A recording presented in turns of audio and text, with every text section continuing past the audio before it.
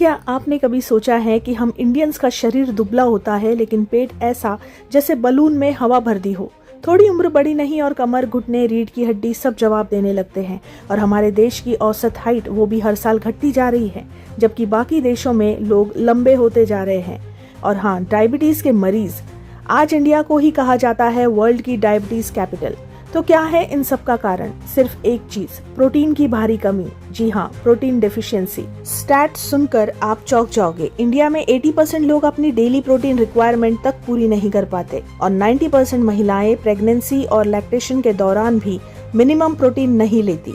जहाँ global average protein consumption 68 ग्राम पर person per day है, इंडिया में ये है सिर्फ 47 ग्राम, जो कि पूरे एशिया में सबसे कम है, यहाँ तक कि अफ्रीका के सब सहारन देशों से भी कम। अब सवाल ये है, क्या हर कोई प्रोटीन अफोर्ड कर भी सकता है? तो जवाब है नहीं। इंडिया की करीब 35% आबादी ऐसी है जो प्रोटीन से भरपूर खाना अफोर्ड ही नहीं कर सकती। गरीबी के कारण बच्चों को एग्स या दाल तक नहीं मिलती। कमजोर शरीर, कुपोषण और ग्रोथ रुक जाना इनके लिए आम बात है।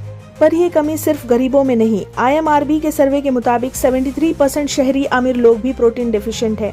मतलब पैसा है पर नॉलेज नहीं। खाना तो हम रोज खाते हैं, पर सोचिए क्या खा रहे हैं। एक कटोरी दाल, थोड़ा सा चावल या रोटी, और वही पराठा, चाय वाला नाश्ता। बस पेट भर जाता है, न्यूट्रिएंट नहीं।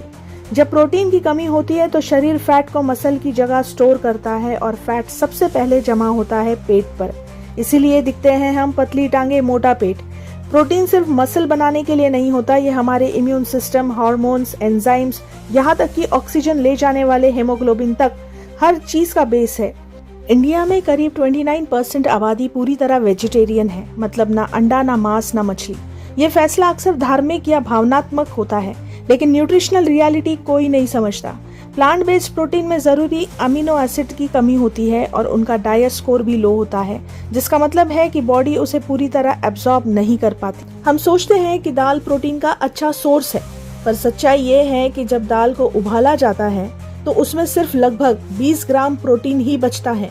और हम दाल अकेली नहीं खाते, साथ में होती है रोटी या चावल, यानी फिर से कार्ब्स डोमिनेट कर जाते हैं और प्रोटीन पीछे रह जाता है। हमारी थाली में कार्ब्स का हिस्सा बहुत ज्यादा है, क्योंकि हमने हरित क्रांति यानी ग्रीन रेवोल्यूशन के बाद गेहूं और चावल को प्राइमरी फूड बना लिया, लेकिन इनमें प्रोटीन क्वालिटी बहुत लो होती है। डाइस इंडेक्स के हिसाब से एग्स, मिल्क, चिकन, सोय का स्कोर 100 होता है, लेकिन गेहूं, चावल और दालों का स्कोर सिर्फ 50 to 70 के बीच होता है, यानी ये इनकम्प्लीट प्रोटीन है। तो क्या सोल्यूशन है? हर दिन अपनी थाली में कुछ हाई प्रोटीन आइटम जरूर जोड़ें, चाहे वो हो दूध, दही,